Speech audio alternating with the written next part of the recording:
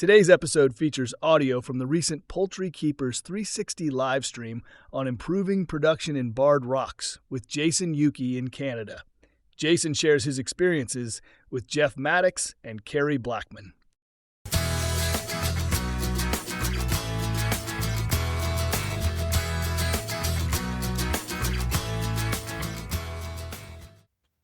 Good afternoon or good evening, everyone.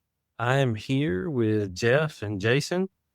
Rip is not going to be with us tonight. He has better things that he needs to attend to. I did post a little earlier today about Rip and how things are and how to get in touch with him if you need him the best way that he prefers. So, yeah, our thoughts and our prayers are with Rip. Jason, how are you? How about you guys? I'm good. Yeah. Let's see. So tonight what we're going to talk about is the production or restoring the production of the Barred Plymouth Rock. Jason has done a lot of work with that bird. And so tonight he's going to tell us a little bit about that.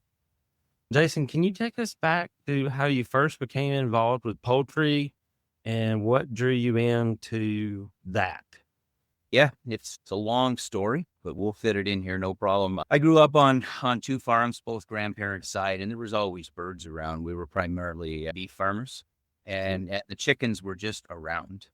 I really didn't pay any attention to them at all. And 10 years ago, we bought a little homestead, my wife and I, and the dream was, let's get some chickens. So we got a few chickens, just backyard flock. Started thinking about, okay, let's get some meat birds. And we got some meat birds. Of course, we went with the Cornish cross and started doing a little bit of research and digging around on the internet and thought, you know what? Maybe we can do this and get a dual purpose bird, right? So started looking at dual purpose birds. First thing I do is go to the hatchery about 9-10 years ago. What a perfect bird. Go to the hatchery, get the Barred Plymouth Rock, start looking at them, get a little bit more interested in them, start looking on the internet and go, you know what? These things don't look like anything like a Barred Plymouth Rock. And so went through the hatchery blues and found out that that's probably not the best place to start to get into the standard breeds. Then I decided, okay, I'm going into this. I'm going to do this. I love this bird. I go to a couple of shows around here. Find the best birds I could find. I knew nothing about these birds. Trust me, nothing about these birds. Going to talk to the first, second place guys, pick the birds up, tell them what I'm going to do. Did I ever get a lesson in hybrid vigor? I bought some show birds. The first year, the best thing that ever happened to me is a mink killed them. You hate to do that to these good birds, but I realized that some of these guys take it to the extreme so much in the ring that they breed and then they cross right before a show. And bird that I know now is referred to as hybrid vigor. Beautiful bird. If you knew what you were looking at, the foundation of that bird seemed okay, but it really wasn't what I was looking for. So after the mink did the duty for me, I started talking, and there was a local farmer around here, and his granddaddy raised pigeons and he raised barred rocks. So he explained to me what it would take, what I needed to do, a little bit about line breeding, a little bit about spiral breeding, and I ended up getting some lines off of him. So that was the foundation, Carrie. And then I got a little bit more involved in watching 360, looking at some of the older, Jeff was on a lot of the older, with Jim Aikens. What was it to help me out there, Jeff? Was it Sustainable Poultry Network? And I found this and I thought, okay, I started reading a little bit more, started doing a little bit more of my own research. I got to know Rip a little bit, got to watch you guys and thought, okay, there's a little bit of a difference here between a show bird and a production bird. So really and truly, that's what drove me when I started talking to Rip, and Rip goes, I think you're doing a really good thing here. And so we started talking about the 1940 birds and that style of bird. And I started breeding and paying attention to the production qualities. And that's what I've been trying to do. There's been some challenges, of course, but that's the direction I was heading and want to go still. So what about the Barred Plymouth Rock specifically made you say, that's the breed I want to work with? The neat thing about the Barred Plymouth Rock, a lot of people refer to as the first chicken in America. That's not the truth, but it was the first standard. It was the first standard bird in America. And I think they were showing, Rip might shoot me for saying this because I might get the wrong dates, but I know I'm close. I think they started showing them in 1949 in Boston, up around Plymouth Rock. And then they developed it even further in, was it in 1873? I think it was inducted into the first volume of the Standard of Perfection. And when I seen that exact bird, I thought, okay, back then they didn't have anything fancy. They were just probably a bunch of showmen and a bunch of farmers. And that's really what enticed me into that bird. It's just the history of it, where it came from. I think it was developed by some English birds. I think some Cochins, some Brahmas, Peak, I believe. So, yep. Outside of the birds, what does a day look like for you on the farm? It's an early one. We have some livestock. We've got some pigs, getting into quail, got 2 different breeds of birds. It's usually up close to daylight. Let the birds out. I myself, many different ways of doing it. I free range everything except quail, except for the pigs. You don't want free range pigs, but yeah, I free range the birds. So I get out, fill the feeders up, get the water fresh. I usually stand for 15 minutes and watch them. And yeah, that's the start of the day. And it really is quite easy. I got a couple of good babysitters through the day. I just let them out. My dogs are around, and really and truly just keep the water cold, keep it in the shade, and birds, perfect. They got perfect homing devices. They're usually all there when I go back and shut the door. And yeah, one thing I've noticed about chickens, just about any other animal will run off, but for a chicken to leave, it's got to be bad. If there's food and water, they're not going anywhere. When you started your journey to restore the production traits in your line of the Plymouth Rocks, what all was involved in that? Tell us, like, why and the what behind all of that? Yeah. What was that like? I guess I started to realize when I had the exhibition birds that they weren't fitting the bill on production. When I had the exhibition quality birds, and they were some pretty birds, you'd get 2 or 3 eggs a day. And when you felt the bird, it just didn't flesh. It just didn't feel fleshed out properly. And certainly when we tried, I don't know why they call hatchery birds dual purpose birds, because there's nothing to them. You can't go that route for your meat supply. They look like, I don't even know what it would look like. And I don't know if there'd be more meat on a quail, I think sometimes. But hey, those are getting jumbo these days. Yeah, exactly. So what I wanted to do was get a bird that could be very calm, be around, got a son, be around my son, not an aggressive rooster at all. Had some aggressive, got rid of that. Get the egg production. It's a little different in my area with egg production, just because of the lighting, and then it gets really cold, and I don't supplement the lighting. But I wanted to get those 5 eggs a week. I wanted to be up in the 200 to 260 range bracket. And what I really wanted is I wanted that 7 to 8 pound hen, and I wanted that 10-pound rooster. And that's where the light switch went off. And then I started reading a few books, and again, watching everything I could get my hands on about them. I started handling my birds more, and I could actually feel the development differentials, the different feel on the bird. You could feel how the keel should be and how the fleshing should be. And that's where I started. And then I had some conversations with Rip. We talked about it years ago, and he pointed me in the right direction as to what he thought the perfect era of the bird was. And that was in the 1920 to 1940 pre-war. And he said back then they were in every backyard. The uniformity of them was fantastic. They all looked alike. The line was solid. And that's the corner I took. And so I've been comparing my birds not to today's birds, but to the 1920 photos and those standards. Yeah, I agree. Because there's a lot of things that, I mean, like cars and everything else, they just don't build them like they used to. People have focused on other stuff. And when I first started getting into birds again, I took a few year hiatus. And when I met Rip first, and up until then, I never really thought of why do I need to handle my bird? It's a chicken. Feels like chicken. But Rip really taught me a lot about what to feel for, why to feel for it, the importance behind it, things to look for when you're looking for that bird. And Jeff, he taught me to look at the poop. I never looked at chicken poop before the last few years, but now I can look at it. Man, that bird's eating good, or that bird's got something going on. What traits do you specifically select for in your line? Big numbers, laying consistency, the shell quality. What kind of traits do you specifically breed for? So I give a little up on the aesthetics to get on the fleshing.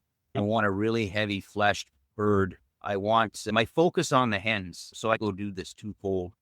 And what I focus on in the hens is, are they a good layer? Are they a good free ranger? Are they calm? Can I hold them? I pretend to look at that bird and feel that bird like it was defeathered. But the last thing I look at are the feathers. I think Rip taught me a few years ago, look at the head, how important the head was. A good light will set the whole skeletal structure. And I want to reverse a little bit to get to the birds that are reproducing now. I don't think I would have ever got there if it wasn't Jeff Maddox, because of the nutrition. Like I was just a bag of feed was a bag of feed. Go to Tractor Supply or PD Mart, you buy you don't really realize the influence on feed, what it can do. And I learned that firsthand. I was fooling with protein, and I called Jeff. That we actually messaged for one evening, and he gave me some time, and I found out real quick what happens when you put a little bit too much Freshie in the Kool-Aid. It had some pretty big eggs popping out, and within about a week, Jeff helped me correct that. I got a little carried away with the soybeans, let's say. But that's what I'm looking for. I'm looking for the production qualities of a hen. 5 eggs a week. I want the 7 to 8 pounds. Somewhere in the middle seems to be good, around 7.5. They're a little bit more particular on the width in the rooster. What I give up in the hen is I can make up on the rooster. And if you want, Carrie, if you want to play those 2 videos of the hen and the rooster, say a few things in there that I'm talking about now. All right. Good evening, Poultry Keepers 360. I thought I would do a little demonstration on what I look for when I'm handling a bird, and look for what I want in a bird in my lines going forward. This is one of my breeding hens. Her feathering, I'm not really that concerned about. What I'm looking for are the production qualities and what would make a production quality for meat and eggs. When I first grab a bird, I find laying them right on the keel seems to be the best for handling. I usually start at the back, and I look for a wide back. And this bird is wide. You can see how wide she is all the way down through here. I usually take my hands and go around and find the pin bones in the bottom of the keel. The bottom of the keel should end behind the legs. I then go up and feel the top of the keel. And I think Rip has mentioned this before. If you lay the bird down, you can feel how straight she is. I then examine the legs. I look for how much meat's on them, then go around to the breast, and I can feel that this one's got a fairly heavy breast. She would be a good candidate, which she was a good candidate for breeding. I have a look at the head. You can see down the head. If you can see eyes, you know that bird doesn't have the skeletal structure right off the bat. I look for width. I can put my full fist between her legs without touching. And then I look for length. And this bird is a very long bird. You can see where my finger, 11, 12 to the back. Her flatness is. And the other thing that really is important is her calmness.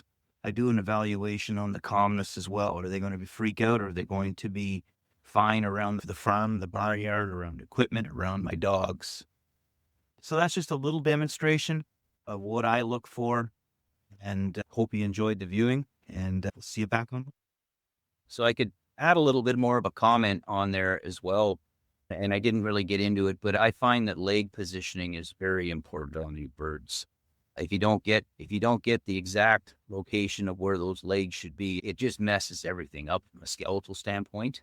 And another thing, when you're interpreting the standards, just an example, a Barred Plymouth Rock says, and it's funny, it says is to be long, but not too long. So if you get into those standards and go, what is not too long? How do you define that? Yeah, the way I did it, is that bird too long for its skeletal structure, and does it look funny? So Makes sense. that's what I look for. I don't know if there's a written explanation when you look at birds, and some of them are just too long and some of them are too short, or their legs are up underneath their necks and they're all crunched up. So I think if I could summarize it, it's a balance. Yeah. Is that bird well balanced? That makes perfect sense, because before we aired, you were talking about how your first 15 minutes or so of the day you spend out there watching them. And during that time, you can just scan your birds, identify those. And I'm guessing those are the ones you'll want to put over separate so you can grow them out for the crock. Yep. Yes, sir. Makes good sense. So what kind of systems are you using to track the progress? I don't breed a lot of birds, so it's really easy for me. And didn't go wing bands. I should one day. I know I watched you guys use them. I know they're really good. I use leg bands. I've got 3 breeding cages. That's all I've got. And I'm getting to the point where I'm going to be pedigree breeding. To get to this point, I had 5. It's been 5. I guess as we're getting to the F6 where my chicks are, I use line breeding, inbreeding, whatever you want to call it. And basically, I used the hens. So I would have all the hens in the one cage, and they were all related. And then I would pick my best rooster and put them in with those hens. And I did that for 3 or 4 years. The last year, I did more of a pedigree, where I took a rooster a little bit farther away and put it with the same family line, but a hen. So I got fewer eggs. I got a smaller hatch, but so far from what I see, it looks like I'm going to get, I know there's a 10% rule. I'd be thrilled if I was up at 15 or 20 for keepers, but we'll see. I won't know for a while. For me, I think that 10% rule is more applicable in the earlier stages in doing your breeding program. Like with you being 5-6 years into it, I personally think that you should start seeing higher percentages, because as you do that line breeding and you tighten up the gap and you cull everything that doesn't meet what you're looking for, you should see that. Yeah, and I'm starting to see some uniformity. I'm having a little bit. The only differences I'm seeing now, Carrie, are in the feathering, really. That I'm getting the structure is the same, the type is the same, the rise in the back is the same, and now it's feathering. I do have one fatal flaw though that I will share that I think is very common with these dual purpose breeds, and it's actually I can't get the time frames yet. So for the Barred Plymouth Rock, it states quite clearly in breeding for production that they want that bird to wait in 26 to 28 months. They've even seen them as early as 23 weeks. They've seen them lay as early as 23 weeks. I'm nowhere near that. I've had some discussions with the people. I think it's my environment. We have some late hatches here, and I generally take them through the winter, but I'm not hitting peak weights. I want to say 8-9 months is where I'm at. So I got to work a little bit on that one. A lot. I think the more you watch Jeff and the more you learn a thing or two about nutrition and how to balance out the feed, when I first started, I thought the man was crazy. And he finally talked me into trying it, and I tried it. And once I started seeing that when I applied what he said, I got the results that he said. And for me, that made my line of American breasts that I have even better than what they were when I got them. Because they were good when I got them, but now I'm hitting that I can process a bird and have a 5-pound carcass in 14, 15 weeks max. Whereas before it wasn't quite that fast. But I think the more you dive down the rabbit hole of poultry nutrition, the closer you'll get to those days. Jason, hold on a second. Because you want peak weight at 23 weeks? No, it's 28. Basically, in the standard of perfection, it's saying somewhere between 28 and 32 weeks is where they're hitting peak weight for the bards. They're a big bird. So Right. that 10 pound range. For your bird, I would want to be 75 or 80% of mature weight by 24 weeks old. But that last 20% is such a slow addition.